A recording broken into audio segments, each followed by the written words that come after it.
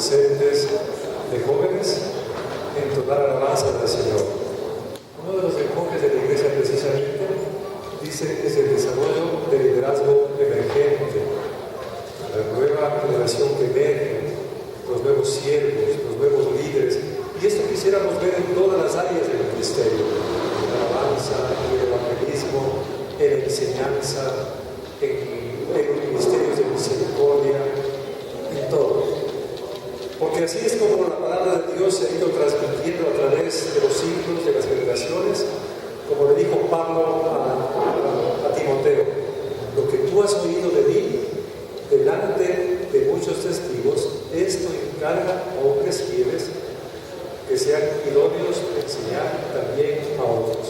Y así es como la palabra de Dios se ha ido transmitiendo y hasta llegar al día de nosotros, y es responsabilidad nuestra preparando precisamente a esta nueva generación para que la palabra de Dios continúe cuando nosotros ya no estemos. Wow, estoy con un gran problema de la caída que tuve, se me dañaron los lentes o mis ojos, yo no sé, no veo nada. No veo nada, ¿no? Bueno, voy a estar moviendo a cada rato mis lentes. Bueno, en esta mañana vamos a hablar acerca de las emociones. Por lo general, este tema lo abordan principalmente los psicólogos, y aquí tenemos algunos psicólogos. Pero también la Biblia puede hablarnos acerca de este tema, de las emociones. Entonces, quisiera empezar leyendo un versículo de la palabra de Dios que está en Proverbios, en el capítulo 16, versículo 32. Dice: más vale ser paciente. Uy, qué difícil que es ser paciente, ¿verdad? Más vale ser paciente que valiente. Y más vale vencerse uno mismo que conquistar ciudades. Alguien dijo que hay personas que pueden dirigir grandes ejércitos, pero no pueden gobernarse a sí mismos, no se pueden gobernar a sí mismos. Bueno, quiero empezar también haciéndole una pregunta. ¿Cómo se siente usted hoy? Cuando se fue a dormir anoche, ¿cuáles fueron sus emociones? ¿Cuáles han sido las emociones que han ido primando en el transcurso de esta semana? Voy a poner ahí una lista, aunque todas las emociones son positivas, pero vamos a poner primero una lista corta de unas 6 emociones que podríamos llamarles agradables, y otras tal vez un poco desagradables. ¿De acuerdo? Bien, ¿cómo se siente usted hoy? Dice: consolado. Y ahí están los respectivos versículos: alegre, redimido, saciado, es decir, lleno, saciado, contento, acallado. Acallado tiene que ver con estar calmo, de la misma forma como nos sentimos hace un momento cuando los muchachos entonaron "Cuán grande es Él", ¿no? Solamente con esa melodía hermosa que pueden producir los violines. O por el contrario, ¿cómo se siente usted? Tal vez angustiado, o amargado, cansado. Porque yo me he sentido cansado durante esta semana. Andar sin lentes. Bueno, los que usamos lentes sabemos, ¿no? Yo no veo nada. Veo poco. Más o menos. Bueno, cansado, turbado, vacío. ¿Quién ha sentido el vacío? El vacío se produce en lo profundo agotamiento del alma, entristecido por diferentes razones, pérdidas, quién sabe, herido por alguien, airado, enojado, con ira, resentido, vino resentido con alguien, por algo. Bueno, se cuenta de un grupo de soldados que salieron a una campaña a la selva y contrataron el servicio de unos cargadores para que lleven la alimentación, las vituallas, el agua. Y bueno, y todos caminaban al paso de los militares. De pronto los cargadores se detuvieron y dijeron: hemos estado corriendo tanto que nuestras almas se han quedado esperando para igualar el paso de nuestros cuerpos. Y así puede suceder con nosotros, que estamos tan atareados, tan metidos en las actividades de cada día, que nuestras almas se han cansado y ya se han quedado atrás, y necesitamos precisamente detenernos para que las almas, nuestras almas, las almas es el asiento de las emociones, para que igualen el paso de nuestros cuerpos. ¿Cuántos de ustedes le dejaron a su alma en la casa? A lo mejor el alma está corriendo para acá para igualarle su cuerpo. Quiero pedirle que hagamos un ejercicio. Hasta que llegue su alma a su cuerpo, cierre sus ojos. Va a respirar 3 o 5 veces profundamente y cuando exhale, hágalo por la boca. Respire profundo. Exhale.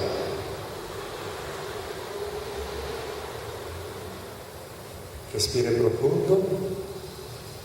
Exhale. ¿Ya? ¿Llegó el alma? Ya llegó el alma, ¿verdad? Sí, es saludable por momentos de la vida detenerse. Asimismo se cuenta la historia de un hombre que estaba cortando un tronco en un bosque. Estaba corta y corta, corta y corta. Y un hombre pasa por al lado de él y por la mañana y le mira cortando. Y este hombre pasa nuevamente por la tarde y le encuentra al mismo hombre cortando el tronco. Corta y corta, corta y corta el mismo tronco. Y el hombre que pasaba por ahí le dice: ¿por qué no te detienes un momento y sacas filo a la sierra? Y el que estaba cortando le responde: ¿no ves que estoy ocupado cortando el tronco? Sí, ¿está claro el mensaje? No, las emociones, las emociones. ¿Han escuchado ustedes la expresión no te dejes llevar por las emociones? ¿Se han escuchado? Dice, no te dejes llevar, no te dejes dominar por tus emociones. Pero, ¿qué lleva implícita esta declaración? ¿Como que las emociones son malas? Pero, ¿las emociones son malas? No son malas. Las emociones son buenas, pero también son necesarias. Todas las emociones, incluso el odio. Incluso el odio. ¿Cuál sería el lado positivo del odio? ¿Qué se dice qué es lo único que Dios aborrece? El pecado. Y se nos pide también a nosotros que odiemos con todas las fuerzas de nuestro ser el pecado. Entonces ahí está el lado positivo incluso de esta emoción aparentemente negativa. Lo cierto en relación a las emociones es que la mayoría de las personas, incluidos los líderes, no saben manejar las emociones. No sabemos manejar las emociones. Este es el verdadero problema. Una vez en una conferencia, la hermana Patricia Bravo, que es esposa de uno quien fue un maestro mío en evangelismo inclusivo, ella una vez dirigiéndose a unos pastores dijo lo siguiente. Dijo: la incapacidad de los líderes. Miren que está hablando de los líderes. Si esto le sucede a los líderes, con mucha más razón también a nosotros. Permítame un ratito, pues quiero limpiar mis dientes.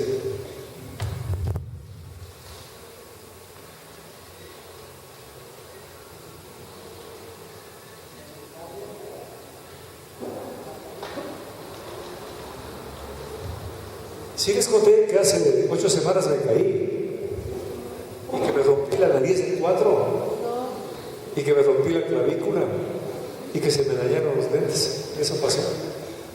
¿Ven? Los líderes, ¿no? Bueno, ella dijo: la incapacidad de los líderes para tratar con su propia alma es inquietante, no solamente para ellos, sino también para las otras personas, porque puede conducirles a la miseria. Las consecuencias destructivas de líderes que no saben trabajar sobre las bases de un profundo conocimiento de su ser interior es alarmante. Por tanto, los líderes son responsables de conocer lo que está aconteciendo en su mundo interior, el alma. ¿Cuánto conoce usted de su alma? ¿Cuánto se conoce usted mismo? San Agustín dijo: ¿cómo tú puedes pretender conocer a Dios si no te conoces a ti mismo? Si usted no se conoce a usted mismo, no puede conocer a Dios. Y lo contrario también es verdad. No puede conocerse a usted mismo si usted no tiene un buen conocimiento de Dios. Vamos a ver unos cuantos ejemplos de líderes que tropezaron en la vida precisamente porque no supieron manejar de una manera correcta sus emociones. El rey David. Bueno, el rey David es uno de los líderes más venerados y reconocidos en la Biblia. De él se sabe que venció a un león, a un oso y también al gigante Goliat. Y Dios le concedió, el privilegio de poder conducir a su pueblo en un tiempo bien difícil en la historia de Israel. Pero a pesar de que él fue conocido como un hombre conforme al corazón de Dios, David cometió graves errores en su vida. De hecho, se dice que David quebrantó la mitad de los 10 mandamientos. Él fue el autor intelectual de un asesinato.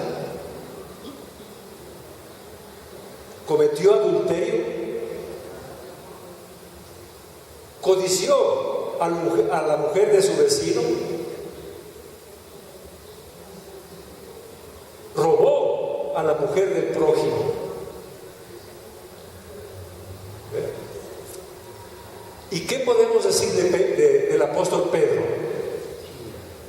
Pedro, en relación a sus emociones. ¿Recuerdan ustedes la noche anterior? O no, la noche cuando el Señor Jesucristo fue apresado. Él mostró que era una persona impetuosa. Cuando se acercaron los enemigos del Señor para apresarle, sacó la espada, dice que le cortó la oreja a uno de los soldados. Pero horas más tarde demostró que verdaderamente él era un cobarde cuando le negó al Señor por 3 ocasiones. No solamente una vez, sino por 3 ocasiones. Y la tercera vez le negó con maldición. Y un ejemplo reciente. Salió una lista del 24/7 de Wall Street. A ver, ¿dónde está esta acá?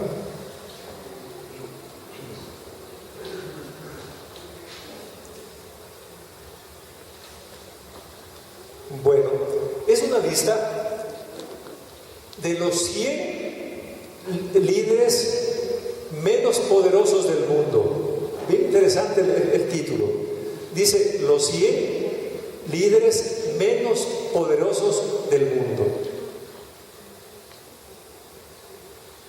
Ellos tenían en común, bueno, estaba conformada esta lista por ejecutivos, deportistas, empresarios, celebridades, pero tenían una cosa en común: solían ser poderosos. Algunos de ellos tomaron malas decisiones, otros hicieron malos negocios y otros fracasaron debido a su inmoralidad. La inmoralidad tiene que ver con las emociones, y esto me recuerda también el caso de Alejandro el Grande. ¿Han escuchado ustedes hablar de Alejandro el Grande o Alejandro Magno? Él fue el fundador de ese gran imperio griego, que era la cuna de insignes y valientes guerreros y de grandes filósofos como Sócrates, como Platón, como Aristóteles. Sin embargo, Alejandro Magno no sabía manejar sus emociones. Se dice que uno de los objetos de sus afectos, de su amor, fue uno de sus generales y su posible amante. ¿Sí ven? Las emociones.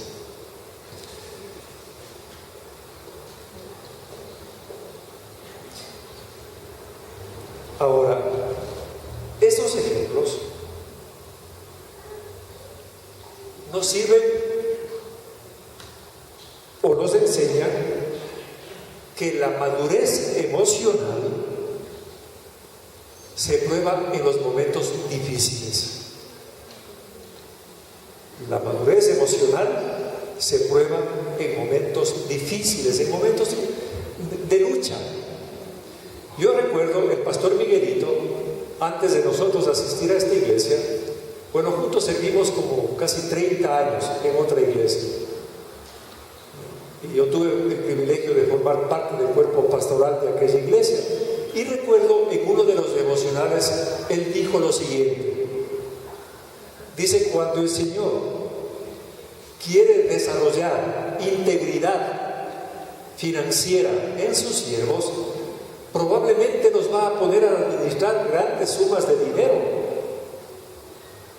Cuando quiere desarrollar integridad moral en sus líderes, posiblemente nos va a poner junto a una mujer hermosa. Si quiere desarrollar paciencia en nosotros, nos va a poner junto a personas difíciles. ¿Sí ven?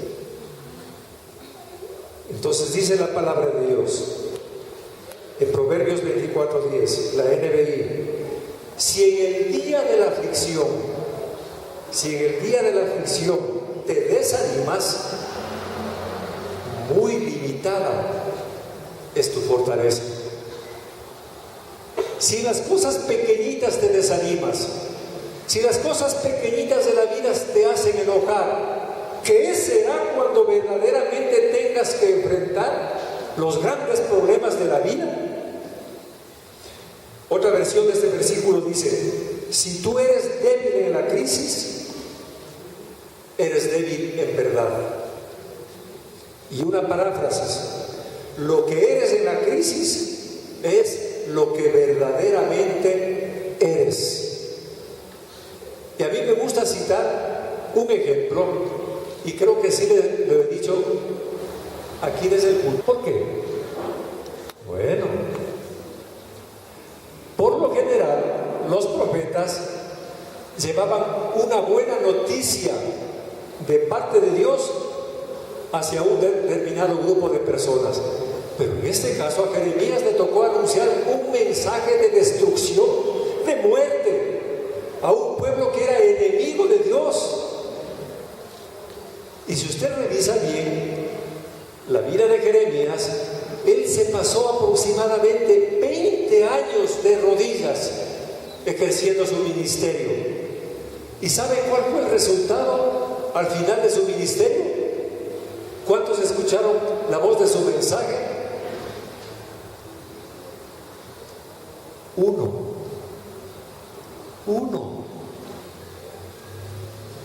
¿Qué pastor quiere ministrar durante 20 años y tener un solo convertido? Pero sin embargo, Jeremías fue grande. Porque el éxito en la vida cristiana no se mide por los resultados, sino por la obediencia. Entonces este Jeremías, ¿no?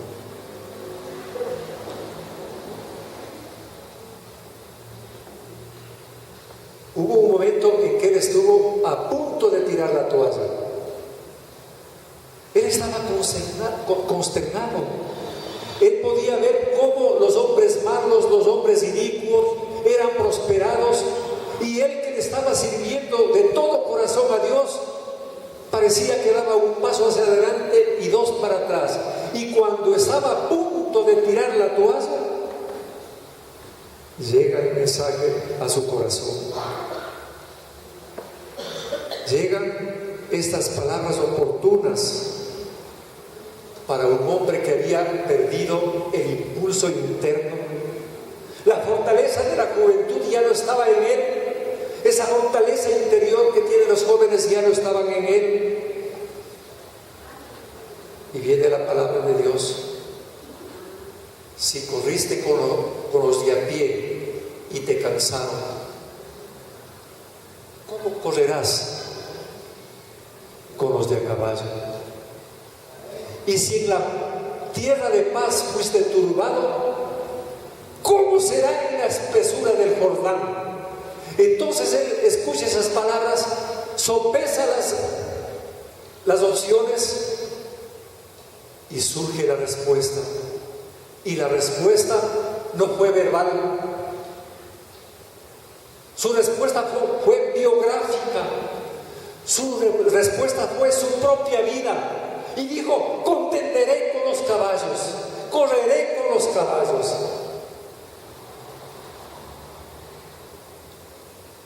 Esas pruebitas chiquitas que usted tiene en la vida son pruebas de Dios que le están preparando para enfrentar las verdaderas crisis de la vida.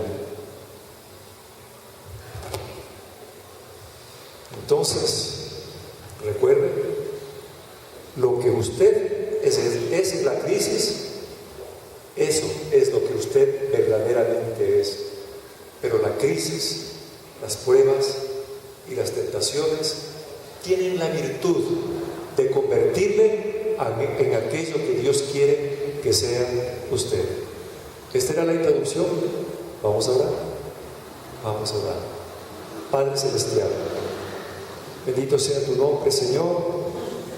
Gracias porque podemos abordar este tema de las emociones, cómo se forman, cómo las debemos tratar, a la luz de tu bendita palabra. Háblanos en esta mañana. En el nombre de Jesús. Amén. Wow. ¿Qué son las emociones? ¿Qué son las emociones, libro? Bueno, no soy psicólogo, obviamente, y tuve que acudir al diccionario. Me fui al diccionario de la Real Academia Española de la Lengua.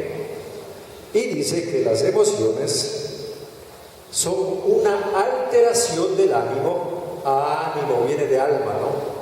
Son la alteración del ánimo, que pueden ser intensas o pasajeras, agradables o penosas o desagradables.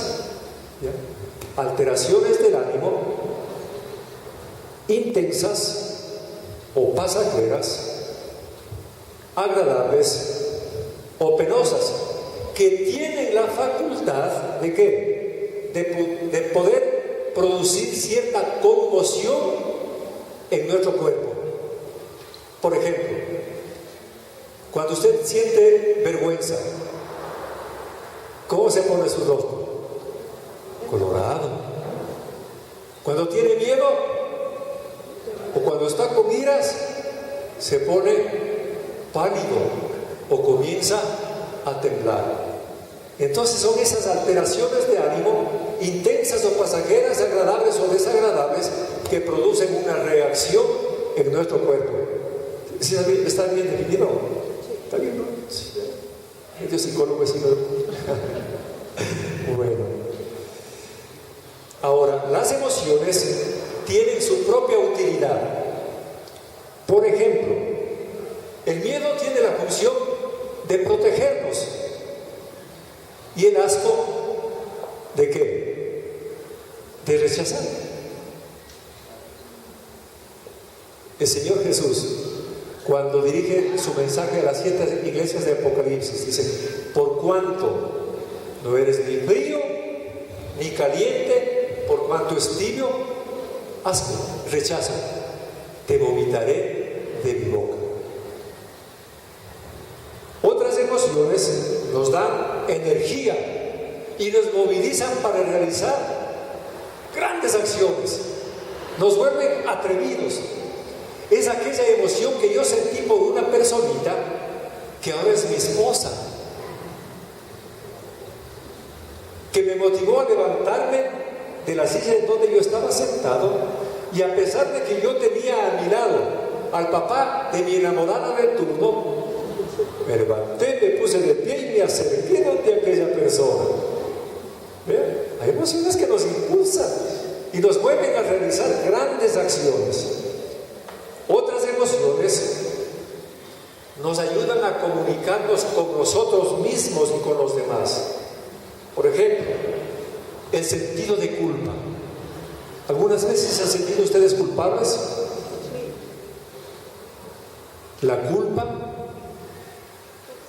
nos mueve a detenernos, a realizar una introspección hacia adentro. ¿Para qué? Para ver cómo están nuestras motivaciones, cómo están nuestras creencias. ¿Saben que motivaciones equivocadas nos pueden volver personas amargadas? Si usted le sirve a Dios esperando el aplauso de los demás, en lugar de recibir el aplauso de Dios, cuando las personas no le aplauden, ¿qué va a pasar? Se va a volver amargado, se va a volver amargada, ¿no es cierto? Ya. Las emociones también son necesarias para nuestra supervivencia. La ira que nosotros tenemos ante un enemigo nos puede impulsar ¿a qué? A defendernos. Pero si vemos que el enemigo es un poco más grande que nosotros, nuestro cerebro trabaja y esa valentía que teníamos o esa ira, ¿en qué nos va a convertir? En miedo, que nos va a ayudar o nos va a impulsar para huir. ¿Ver? Muy bien. Entonces, en este mensaje queremos nosotros buscar o entender de qué manera se producen las emociones, de qué manera se producen nuestras actitudes, nuestra conducta. Leamos 2 Corintios capítulo 4, versículos 11 al 12.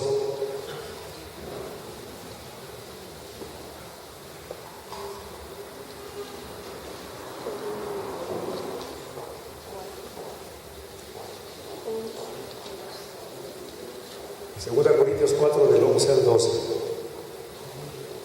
Dice: porque nosotros que vivimos siempre estamos entregados a muerte por causa de Jesús. ¿Para qué? Estamos entregados a muerte. ¿Para qué? Para que también la vida de Jesús se manifieste en nuestra carne mortal. emociones tienen dos componentes. El uno es un componente interno o subjetivo, lo que sentimos, amor u odio, valor o miedo. Esa es la parte interna. Pero también está la manifestación externa. El amor, ¿a qué nos puede mover? A hacer cosas concretas. Abrazarle a la novia, abrazarle, a darle un beso en la frente, hacer sacrificios, ¿verdad? Y así pasa con todas las emociones. Eso que sentimos internamente, toda emoción se exterioriza con actos concretos. Entonces este versículo que acabamos de leer de segunda a los Corintios tiene los dos componentes, el componente interno y el componente externo. Veamos el primero. Dice, estamos entregados a muerte.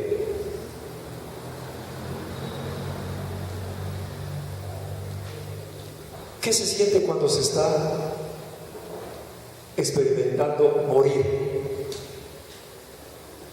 Y ojo, aquí precisamente no está hablando de la muerte del cuerpo,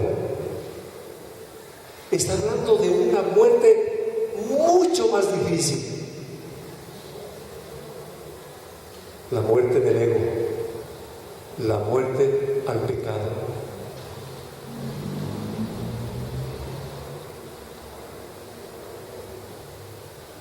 Parece paradójico, ¿no es cierto?, que el pecado, siendo tan horrible, necesita de mucha fuerza interior para poder vencerlo. Y es que el pecado es bonito, y es que el pecado es agradable, porque si no fuera agradable no pecaríamos. Recuerde Adán y Eva, cuando el diablo le tentó, cuando le dijo, si comes de este fruto, seréis como Dios. ¿Y qué dice? ¿Cómo respondió Eva? Dijo que esto le pareció agradable. Entonces morir al pecado no es fácil. Está hablando de esto. Eso está diciendo, estamos entregados aquí, está en presente continuo. Estamos entregados ahora, mañana, y hasta cuando estemos en la presencia del Señor, debemos estar entregados a muerte. Eso es lo que quiso decir Pablo cuando dijo, ya no vivo yo. Con Cristo estoy juntamente crucificado, ya no vivo yo. Qué difícil, mis queridos hermanos, llegar a esta dimensión de la vida, de decir, ya no vivo yo. Con Cristo estoy juntamente crucificado. Muchos quieren vivir la segunda parte del texto bíblico que dice Cristo en mí. Pero óigame bien, mi querido hermano, Cristo no puede vivir en plenitud en usted si previamente no se ha producido la muerte al pecado en usted. Poquitos, muy poquitos cristianos llegan a este nivel. La gran mayoría de las personas que están aquí viven solamente en el primer nivel, Cristo como Salvador. Me muero, me voy al cielo y ahí se acabó. Con eso están contentos. Unos pocos le conocen a Cristo como su Señor.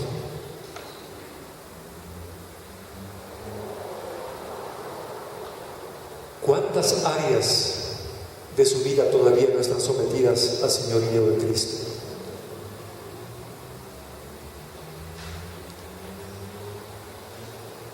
Otros poquitos, menos todavía, han llegado a un nivel de entender que todos los recursos que necesitamos para la vida y el servicio beneficio provienen de Dios.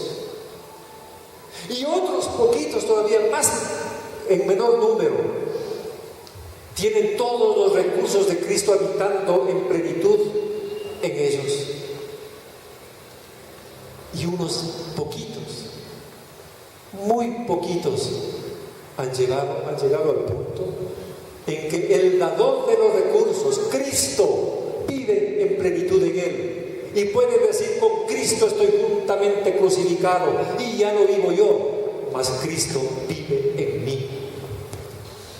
Porque estamos entregados a muerte, con todas las emociones que esto produce. Esta es la parte interna, la parte subjetiva de las emociones. Pero también este versículo habla de la parte externa de las emociones. ¿Para qué todo eso de estar muertos continuamente? ¿Para qué dice acá? Para que también la vida de Jesús se haga externa, se manifieste en nuestra carne mortal. Pero si escuchó bien, la vida de Jesús, no cualquier vida, para que la vida de Jesús se manifieste en nuestra carne mortal.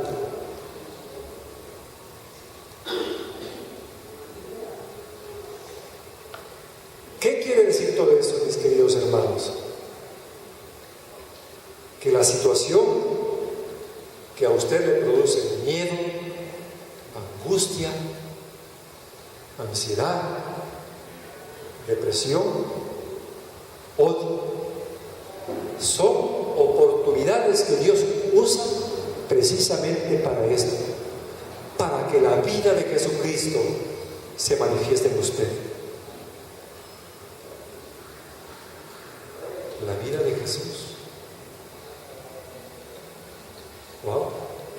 Hay un libro bien bonito que escribió Max Lucado, que se titula, y pueden conseguir ustedes en PDF en internet, es lindísimo.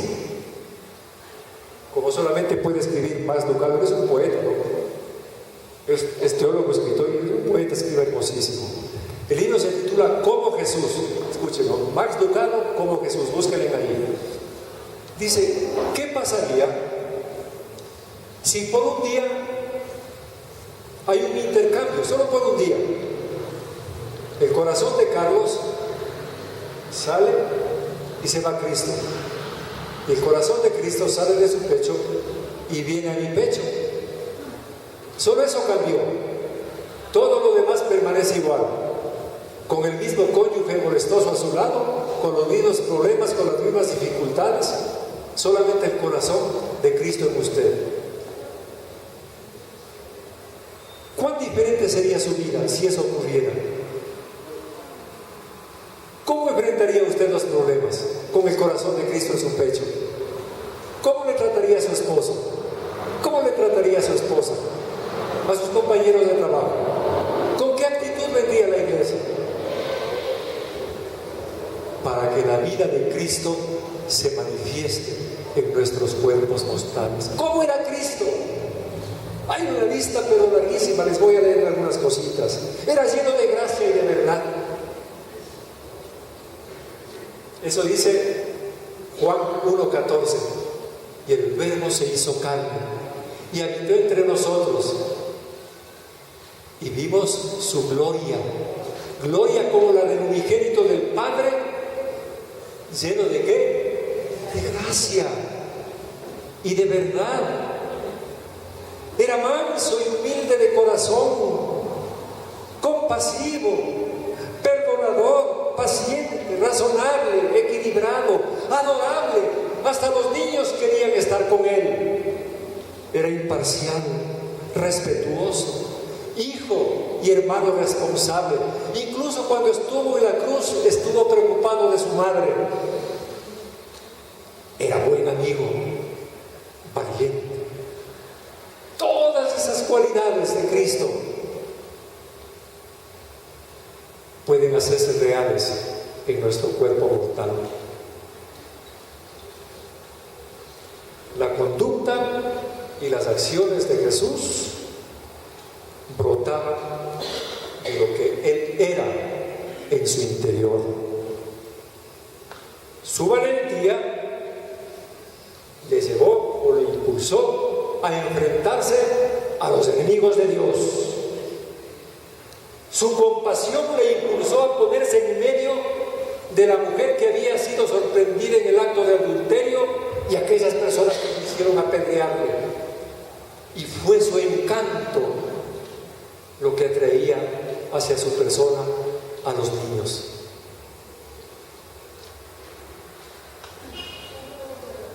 Qué lindo versículo que leímos, ¿no? Estamos entregados a muerte. ¿Para qué? Para que también la vida de Jesús se manifieste en estos cuerpos mortales. Entonces, de igual modo, nuestras acciones, actitudes y emociones brotan de lo que hay en nuestro interior, sea bueno o sea malo. Porque de la abundancia del corazón habla la boca, y porque del corazón salen los malos pensamientos, los homicidios, los adulterios, las fornicaciones, los hurtos, los falsos testimonios, las blasfemias. Y ahí recuerdo nuevamente las palabras de Patricia Bravo, que es inquietante cuando un creyente, cuando un líder no conoce su mundo interior. Papitos, si usted no conoce su mundo interior y no sabe cómo manejarlo, eso no solamente traerá desgracia a su vida, también va a traer desgracia a las personas que están bajo su responsabilidad.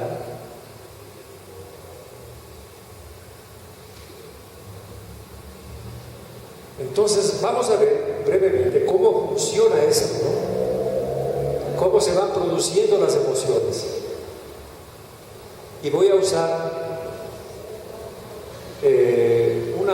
una ilustración. Quiero que piense usted en 4 círculos concéntricos. ¿Sí saben, no? Un grande, más adentrito, uno más pequeño, 2, otro más pequeñito, 3, y otro más pequeñito, 4. Esos son círculos concéntricos. Entonces vamos a pensar, a ver, mi hermano, pide. Bueno, ahí no hará nada todavía. Ahora, alguien dijo que las historias no llegan solas. Las historias no se escriben solas. Alguien las escribe, alguien las vivió. De la misma manera, nuestras acciones, nuestras actitudes no aparecen en la nada, no surgen en el vacío. Hay algo que las produce. O como la plantita. ¿Qué ve usted de la planta? Lo que está por encima de la tierra. Pero ¿qué es lo que les alimenta? Las raíces. ¿Ya? Entonces vamos a ver lo que está acá. A ver, ¿qué está ahí? Póngale en el primero, por favor.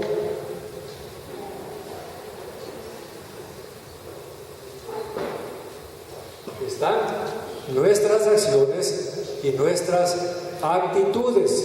Ahora, en el caso de Jesús, ¿cuáles eran esas acciones y esas actitudes de Jesús? Ahí están sus milagros, ahí está Getsemaní, ahí está la cruz, ahí están sus relaciones humanas con sus hermanos, con su madre, con sus familiares, con sus amigos y con sus enemigos. También están las confrontaciones que él tuvo. Pero también están sus respectivas emociones, su amor, su temor, su ternura, su enojo y su valentía. Ahí está. Eso es lo que vemos, eso es lo que se ve en la parte exterior. O como el iceberg, también podemos usar la ilustración del iceberg, esos grandes témpanos de hielo. ¿Qué porcentaje dicen que está sobre la superficie? El 10%. El 90% está debajo de la superficie del agua. Entonces, el 10% es lo que vemos, las actitudes, la conducta, las emociones. Pero ¿qué hay debajo? ¿Qué está debajo de aquello? Entonces tenemos que indagar más al fondo, tenemos que irnos a las raíces, ¿no es cierto? Y ahí tenemos que irnos al segundo círculo. ¿Y qué encontramos en el segundo círculo? ¿Ya vieron? Los valores. Los valores. Es decir, lo que nosotros creemos, eso es nuestro valor. Posiblemente lo que yo creo y que es valioso para mí, posiblemente no es valioso para usted. Por eso se dice que los valores son subjetivos, varían de persona a persona, de cultura a cultura. Cuando usted hace un estudio de las culturas, se da cuenta que ciertas culturas tienen ciertos valores y otras culturas tienen otros valores. Entonces ahí está.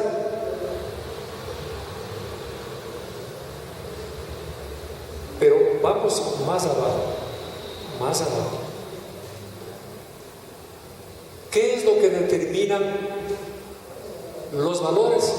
Si los valores determinan, si está bien clara la expresión determinar, produce. Si lo que yo creo determina lo que yo hago, ¿qué determinan mis valores? Ahí vamos al otro círculo. Y le vamos a poner principios.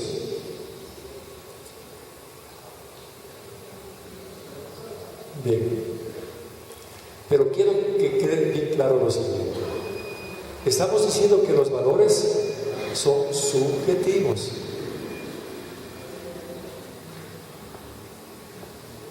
Entonces, los principios son objetivos.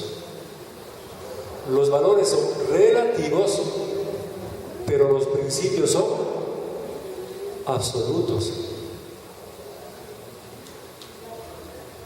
Son como las leyes de la física.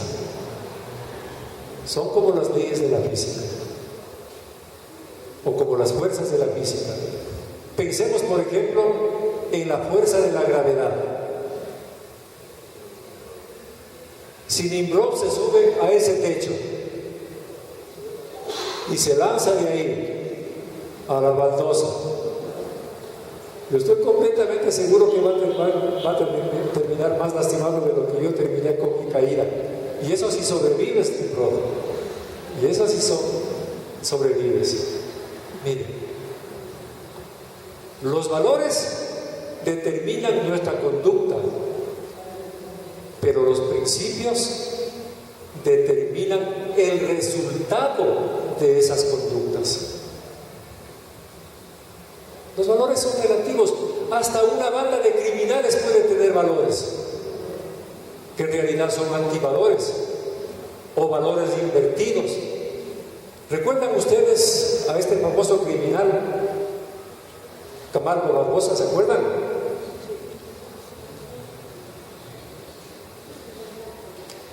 ¿Cuáles eran sus valores? ¿Qué es, aparte de todas esas daños mentales que tenía él, pues no, como un psicópata que era? ¿Qué fue lo que le motivaba a él? ¿O qué fue lo que le motivó a él para cometer tan horrendos crímenes? Se dice que él asesinó como a 300 niños, la mayoría de ellos ecuatorianos. ¿Cuáles eran sus valores? Él tenía un profundo deseo de reconocimiento.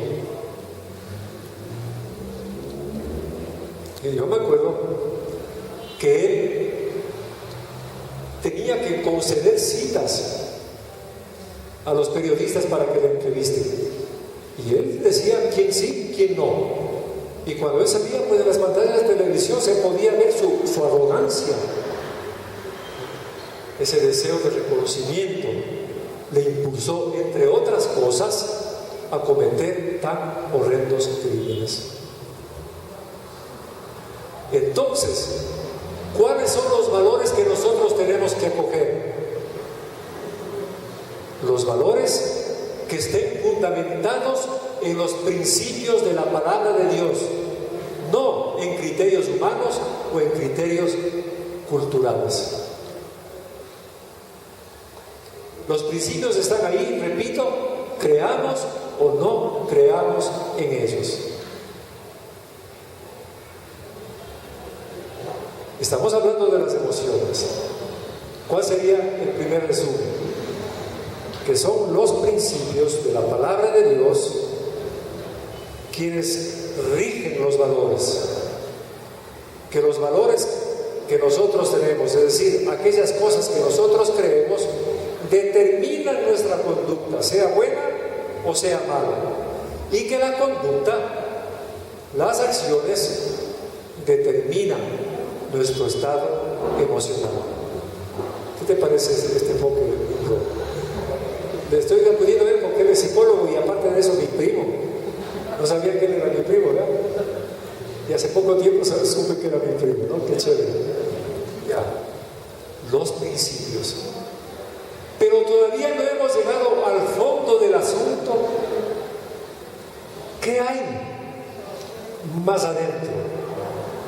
¿Qué hay en la profundidad de las raíces de nuestro ser interior? Más adentro de los mismos principios. ¿Qué está? La cosmovisión. La cosmovisión es la manera como nosotros y también las sociedades interpretan el mundo y la vida. Obviamente, la manera como ven el mundo y la vida los musulmanes, los hinduistas, los budistas es muy diferente a la manera como concibe el mundo el cristianismo. ¿Cómo concibe el mundo y la vida el cristianismo? Tanto el budismo como el hinduismo, ellos creen en la reencarnación. Los hinduistas creen en la reencarnación porque de esta manera se va a ir eliminando el karma malo, que es la suma de los hechos malos. Me reencarno en otra persona y puedo llegar a ser mejor persona en el cuerpo de otro. En cambio, los budistas creen que esta reencarnación se produce para huir del dolor, para huir de la infelicidad. La Biblia, en cambio, y eso es lo que le hace diferente. ¿Cómo ve el cristianismo la vida? Primero, le ve a un Dios amoroso, lleno de misericordia, pero al mismo tiempo le ve a ser humano, con una persona que ha caído y que por lo tanto está necesitada de Dios. Un Dios que envió a su Hijo Jesucristo para que todo aquel que en él cree no se pierda, sino que tenga la vida eterna. Entonces, ¿cuál sería nuestra conclusión final? Que la manera como usted ve el mundo y la vida, que la manera como usted ve el mundo y la vida, nos va a ver cuáles son los principios que rigen su vida. Y esos principios va a ser un filtro para acoger o para rechazar los valores que van a regir su conducta.